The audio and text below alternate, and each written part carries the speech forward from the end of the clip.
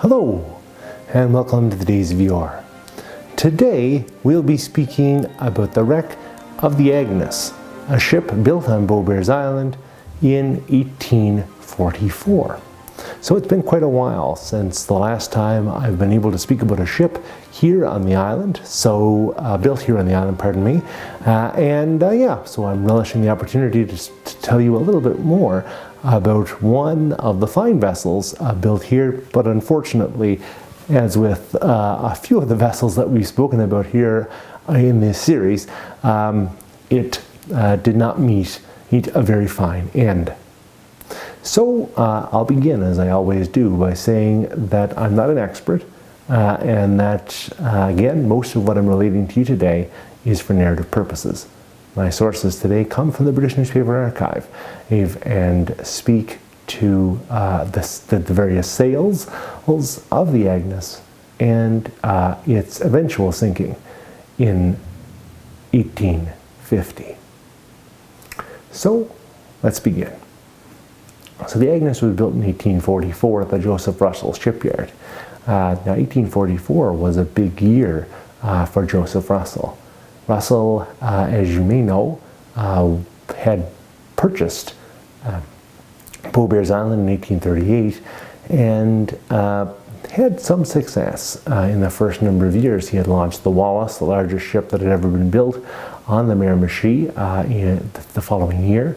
But unfortunately, by about 1842, things had kind of fallen on hard times, to the point where it was even required that he use the services of a collecting agency in order to not have his creditors default on their debts. So there was some sense that maybe things were not going well at the Russell shipyard. But in 1844, two things happened. John Harley was brought on as the master builder, and it was in that year that 5 ships were launched inside of 1 year. So again, it's very possible that these ships were, some of them may have been already started in 1843, but still, to launch 5 ships in 1 year was quite an achievement, and the Agnes was one of them.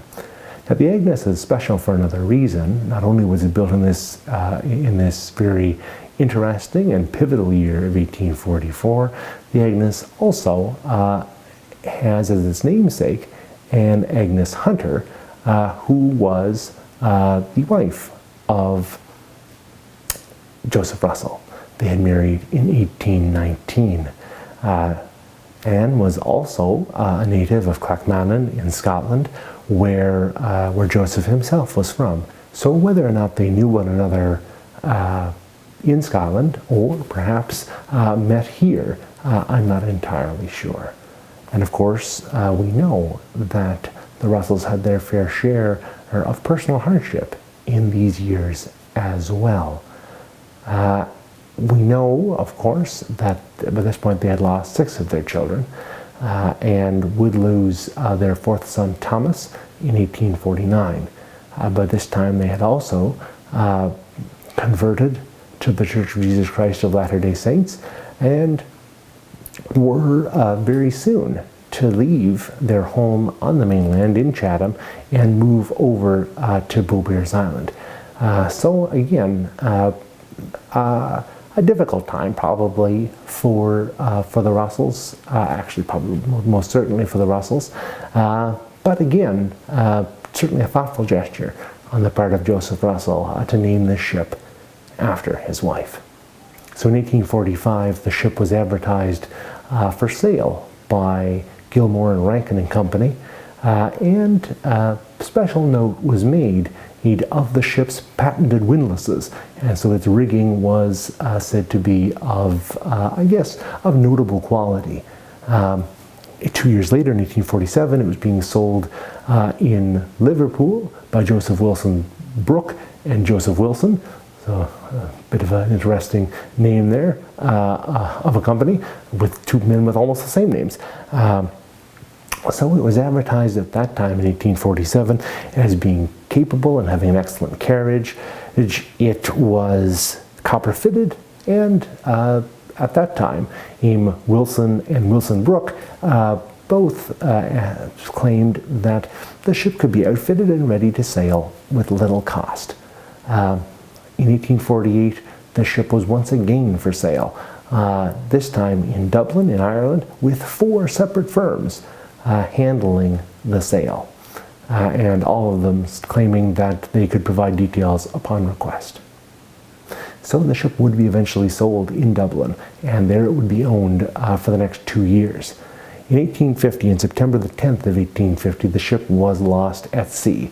It was traveling between in Ireland and the Maritimes when at 6 a.m. on the 10th of September, it was struck by a large wave which drove in the stern of the ship, carrying away the rudder as well, leaving the ship somewhat directionless.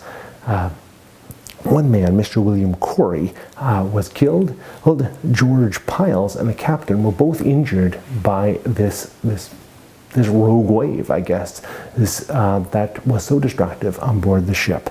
The men at the pumps began their work, but most of them were injured as well. Most seriously, John Thompson, who broke his arm, and even more seriously, Nicholas Patterson, who fractured his skull, but was eventually was rescued and survived his ordeal.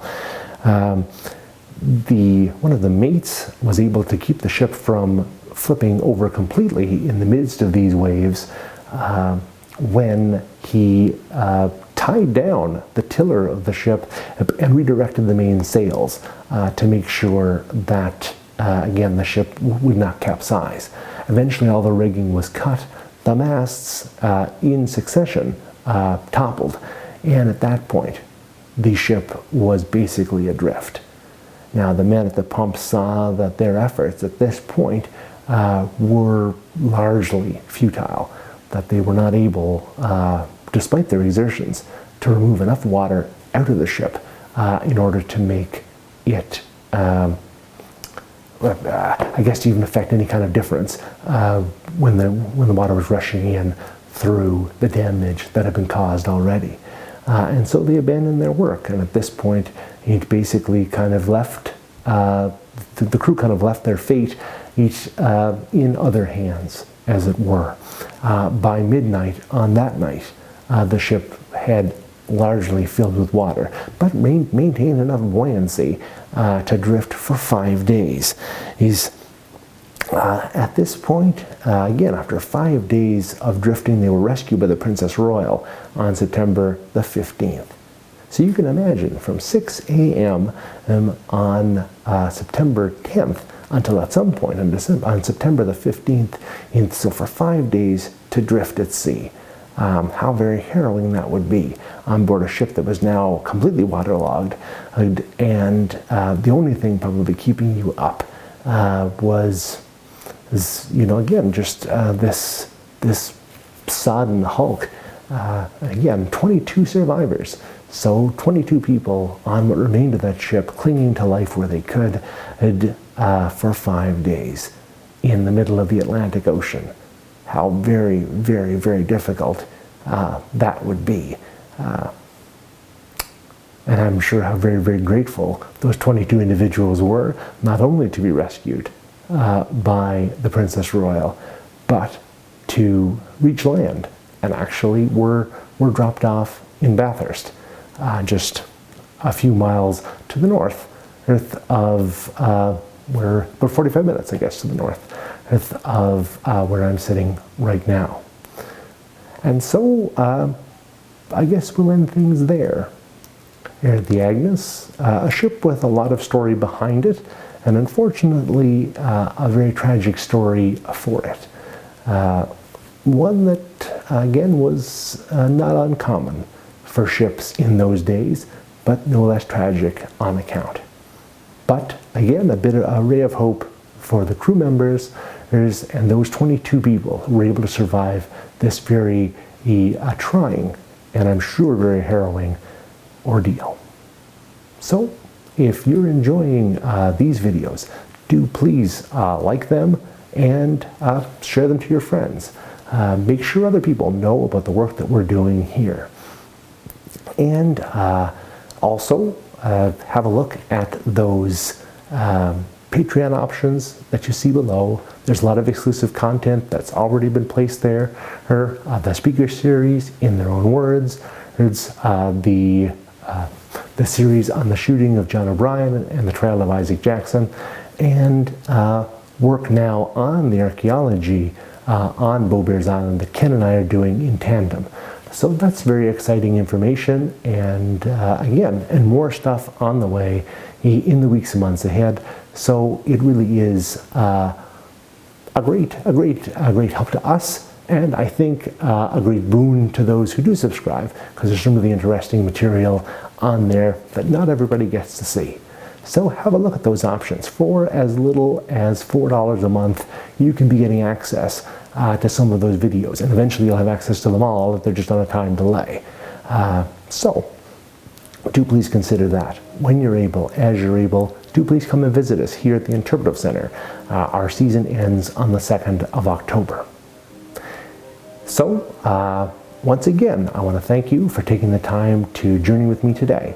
I really enjoyed it, and I'm sure you will also enjoy what Ken has on offer next week. In 2 weeks' time, I'll be back with another story from Nelson and from Beaubears Island. Until then, all the best to you, and for the Living Island next week, for the Days of Yore this week, for all the shows in the future. That's not a bad recovery, I guess, but here we are. I've been Dr. Sean McCarthy. Thanks so much.